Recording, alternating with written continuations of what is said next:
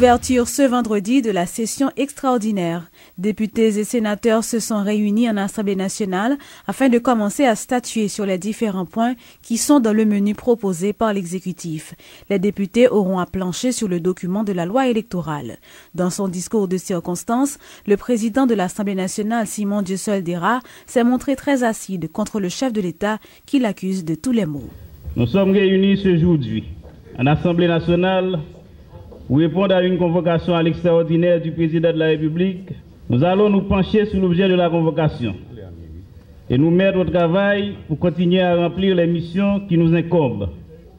Mais nous ne manquons pas de cette conjoncture d'épreuves et de gestion partisane inégale et litigieuse de l'État d'entretenir l'Assemblée en question d'intérêt général. Honorables parlementaires de l'Assemblée nationale, ce n'est pas l'urgence qui motive cette convocation. C'est le Vox Populi, Vox Dei qui crie dans les villes, dans les communes, dans les sections. Ce sont les foules qui déferlent montrant la porte aux locataires du Palais national. C'est l'étau qui se resserre autour d'un pouvoir sommé par les donneurs d'ordre de se conformer sans délai aux impératifs de la gouvernance démocratique. C'est la recherche d'une trêve pour trouver de nouveaux stratagèmes et faire rebondir le projet dictatorial et personnel qui devient le refrain mal caché des discours du président de la République. Le pays s'embrase.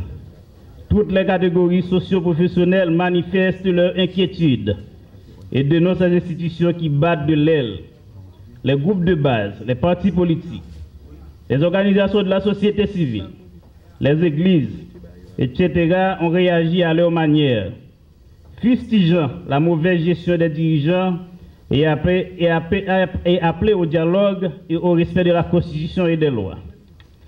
Le tableau est sombre.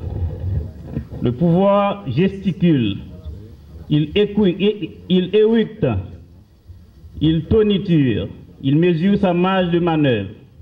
C'est la porte étroite. L'esprit d'obéir à la loi n'habite pas les autorités principales de l'exécutif. Le président de la République est en rébellion ouverte contre la Constitution et la loi. Des actes flagrants de violation des instruments juridiques, des principes démocratiques, des règles déontologiques, des balises normatives sont à mettre au passif du chef de l'État. Il a fait des nominations de juges en transgression de la loi. Il ignore avec arrogance les échéances électorales. Il s'oppose arbitrairement à l'élection des juges de la Cour supérieure des comptes et du contentieux administratif. Il violente le pouvoir législatif en refusant de promulguer et de publier les lois et les résolutions prises conformément à l'article 125 de la Constitution. Il arme des civils qui troublent l'ordre public. Il fait libérer des partisans coupables d'infractions criminelles. Il pollue les mairies et en fait des repères de brigands. Il menace en permanence le Parlement et l'ordre constitutionnel et démocratique. Le président de la République et son gouvernement ne veulent pas organiser des élections. Il prévoit de diriger par décret. Ayant été alerté à la mamelle des fillettes, le chef suprême n'accepte pas la démocratie. Ses faits et gestes, ses pensées, ses démarches, ses réflexes puent la dictature. La question qui nous taraude l'esprit est celle-ci. Y aura-t-il des élections à la fin de l'année 2013?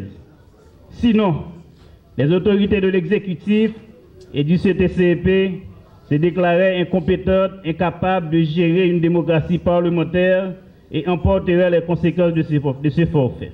Si aujourd'hui, pacifiquement, Dessalines se rend chez Pétion pour dire que tout le monde c'est monde, le pouvoir législatif n'ira ni au Palais national, ni à la primature.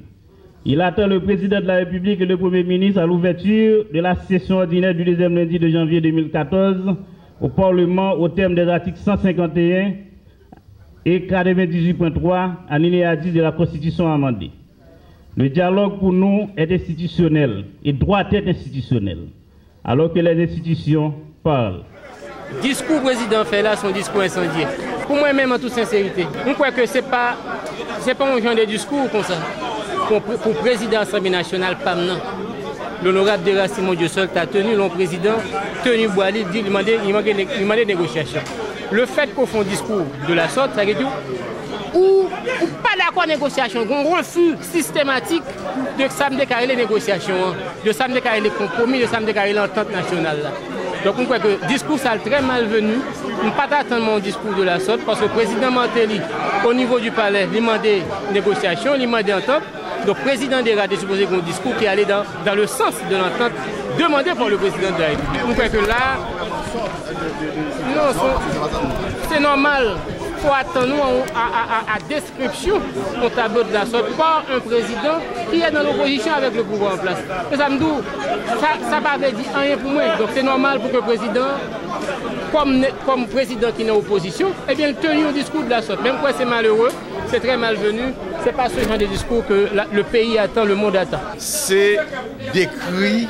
Le président de l'Assemblée nationale, là, il décrit la situation en tant que branche du pouvoir dans le cadre de pouvoir, l'irrité pouvoir. Donc, c'est un pouvoir qui arrête un autre pouvoir. Donc, pour le dire président, attention, mais là qui ça lié, et bien là qui ça le mette pays. Parce que dans le cadre de mobilisation, on va aller là. Si il n'y a pas mis un frein dans le président, je pense qu'à partir du mois de janvier, le président lui dit déjà c'est le chef suprême, c'est chef des vies et des biens. Donc on pense que quelque part, il y a un monde qui peut dire une parole pour lui, ouais, peut-être c'est le cas changer cap. Sinon, laisser ces populations, laisser là où il y a qui peut des solutions. Solution ça, ni moi-même en tant que député qui est dans la branche législative là, ni judiciaire là, ni exécutif là, et population en général, les secteurs en général, nous ne pouvons pas qu'un.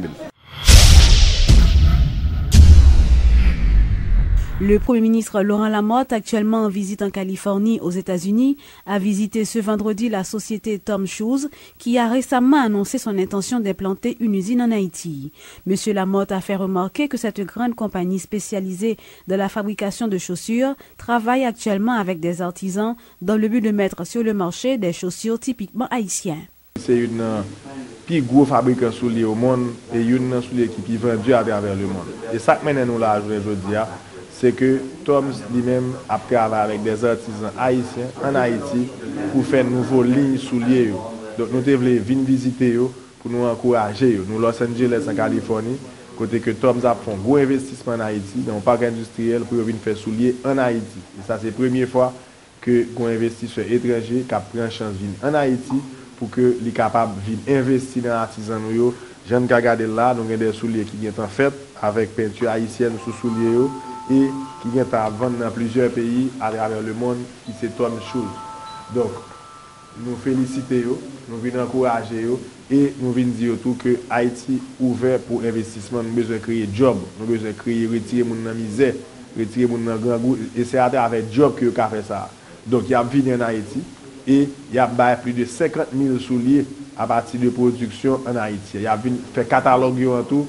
Et en Haïti, et ceci pour faire promotion au pays d'un côté et pour faire promotion artisanale, artisans de l'autre côté. Donc, je suis très content de passer là dans Tom Shoes et je remercie le propriétaire qui lui-même voit Haïti monter et il y a plusieurs millions de dollars qui ont investi en Haïti dans le cadre et fabrication souliers dans le pays. Donc, pour ça, nous comptons en pile et nous connaissons que faut que les peuple haïtien joigne et c'est avec job. Le président directeur général de la compagnie Gamma appelle les acteurs politiques à faire preuve de responsabilité et à ne pas favoriser la violence pour qu'Haïti puisse bénéficier d'une stabilité propice aux investissements. Pour Mathias Pierre, qui était l'invité de la rubrique Le Point ce vendredi, le pays ne peut espérer se développer dans un tel climat de confrontation. Il réclame l'ouverture du dialogue entre les protagonistes. Un signal qui est clair pour tout le monde qui a investi dans quel que soit niveau, que c'est ça qui est haut, que c'est ça qui petit, stabilité était un élément important. Et je dis, je ne pas croire que nous avons œuvré à tous les niveaux de la société par rapport à leadership, nous ne pas croire qu'on a œuvré pour la stabilité. Mettez-vous dans la rue, sous quelle que soit forme dans tous les pays du monde, qu'on prenne Los Angeles, qu'on prenne la Paris, ou qu'on prenne l'Haïti, de vous mettre dans la rue, il y a cassé. Je pense que c'est très tôt, je veux dire. Très tôt parce que nous avons moyen, en tant que leader responsable à tous les niveaux, de changer donne. Et c'est pourquoi moi-même je pense que gagnons une catégorie de monde qui supposé dire je dis en nous prend l'autre voie.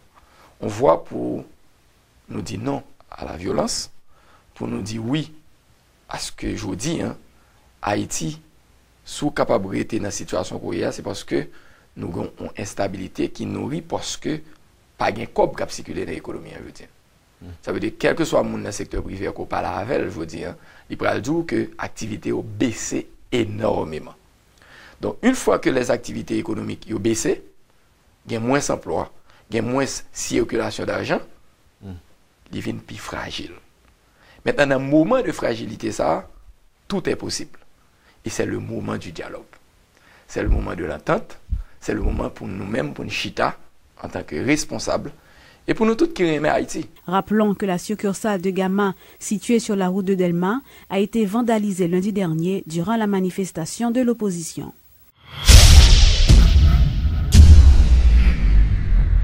Lancement ce vendredi par le ministère de la Santé publique et de la Population, en partenariat avec le Fonds des Nations Unies pour l'enfance, l'UNICEF, de la traduction créole de la 4e version française du livre « Savoir pour sauver » en créole, connaissance pour nous sauver la vie.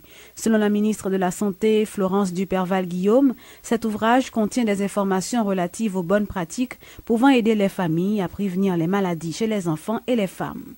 Connaissance pour nous sauver la vie, c'est pas un livre pour les bibliothèques, c'est pas un livre pour la poussière, c'est pas un livre pour les tiroirs, c'est un livre pour un changement de comportement, pour un changement au niveau de pratiques journalières. Même gens tout le monde aime lire romans ou bien suivre soap opéra ou bien comme on lit actuellement dans la télévision, feuilleton et des amoureux. C'est même gens, moi penser que faut que nous prêter attention pour nous prendre les livres ça chapitre par chapitre et pour nous expliquer moun lakay nous qui peut avoir le plaisir de connaître ça veut dire qu'on lit à écrit mais qui ça dans un livre yo dit que yo ka fait en très peu de mots, moi sûr que si chaque monde prend engagement ça un engagement de citoyen pour yo faire n'a fini par au fur et à mesure inverser les comportements mauvais. Mais moi je pense que c'est capable bon bagay tout pour au niveau du ministère de l'Éducation pour nous si même gens des écoles congréganistes qui gagnent un cours de religion nous capables de gagner un cours de même de 15 minutes un petit moment de 15 minutes de connaissance pour nous sauver la vie. Parce que les livres ça sont livres d'importance liée qui permettent nous vraiment prévenir en pile pathologie. La police communautaire a organisé ce vendredi une causerie avec des élèves de l'école de l'institution classique de l'humanisme. Selon l'inspecteur divisionnaire Jean-Étienne Salvador, cette activité entre dans le cadre d'une initiative des autorités policières visant à présenter l'unité de la police communautaire de la PNH aux citoyens, particulièrement les jeunes, et leur expliquer l'objectif et les avantages d'une telle unité pour les communautés. C'est des activités que nous entreprenons pour qui permettent que nous sentions que policiers, c'est pas un bourreau. Policiers, contrairement à autrefois dans la tête, nous, avons un schéma, nous obligés peur depuis nous, nous obligés courir. Je dis un policier, c'est un serviteur. Et en tant que serviteur, nous disponibles. Nous disponibles pour que nous tendions revendications du directeur de l'école là. Qui peut-être a des problèmes que nous avons confrontés avant que nous ayons développé le partenariat ça. Qui aujourd'hui a amélioré au fur et à mesure.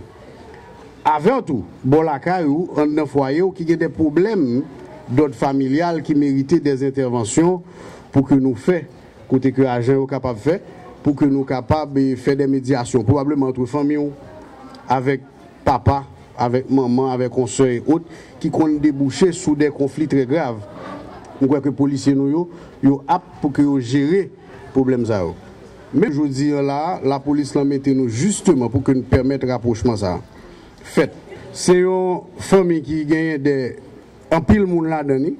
Malheureusement, il faut nous dire qu'il y a un pile mauvais grain. Je dis à ce stade d'épuration. Donc, je souhaite que vous bienvenue. C'est dans le moment côté que nous avons essayé de faire commandement, faire tout effort possible et imaginaire pour que mauvais grain nous retire. Pour que ces gens ou schéma ça y est, je dis, des gens qui prêts pour tendre et qui prêts pour qui servent. Donc l'idée de service, c'est lui-même qui va le primer. Nous là tout pour que nous protéger, nous là pour que tout nous... Ouais, si on n'a pas d'accord pour que normalement on était venu. Si on n'a pas crasé vite machine de on a intervenu et on a essayé, on a procédé avec arrestation. Si on qui attaque on là pour le prendre téléphone nous devant nous on a essayé, normalement intervenu, arrêtez-le. Si on voit qui rentre dans le caillou par effraction qui essaye normalement intervenu, arrêtez-le. Nous étions des policiers à part entière, mais nous avons une mission qui est clairement définie, qui s'est rapprocher nous de la population. Rappelons que dans le but d'augmenter la confiance des membres des communautés dans les actions de la PNH, les autorités haïtiennes, en collaboration avec le département de la police de la ville de New York, ont développé une unité de police communautaire. Présentation ce jeudi par les responsables de la brasserie nationale du nouvel emballage de la bière Prestige. Sur ce nouvel emballage, les couleurs du drapeau national, à savoir le bleu et le rouge, sont bel et bien visibles. Ce nouveau stock est désormais disponible sur le marché local et international, selon les responsables de la Brana. Compagne de nos moments de détente, de nos moments de fête, richesse de notre nation, présente sur tout le territoire et à toutes les occasions, Prestige devient un patrimoine national. Prestige est d'ailleurs passé dans la langue nationale comme synonyme de bière. Bon mon bière signifie bon mon prestige. Prestige, c'est la joie d'être ensemble, la confiance en l'avenir, la promesse du lendemain meilleur, la fierté d'être haïtien. Prestige franchit aujourd'hui avec vous une nouvelle étape. Pour mieux répondre aux désirs de ses consommateurs, Prestige adopte une image plus proche de son histoire, une image bleue et rouge, alliant tradition et modernité, passé glorieux et avenir prometteur. Nous changeons d'image. Notre pays change d'image. Une Prestige plus jeune, plus patriote, plus moderne, dans une Haïti ouverte au changement et résolument orientée vers la modernité et le progrès. Aujourd'hui, amis, collaborateurs de la brasserie nationale de Prestige, nous célébrons le succès de notre bière nationale. Nous réaffirmons haut et fort notre fierté. Nous renouvelons notre vœu d'inspirer tous les Haïtiens à garder haut leur prestige. Au nom de toute l'équipe de la brasserie nationale, au nom de tous ceux qui contribuent depuis 40 ans à faire de notre bière un symbole de qualité, je suis ému et fier de vous réaffirmer la citoyenneté de notre bière et de mettre en valeur nos couleurs patriotiques. Merci à tous et puis qu'aimez Prestige.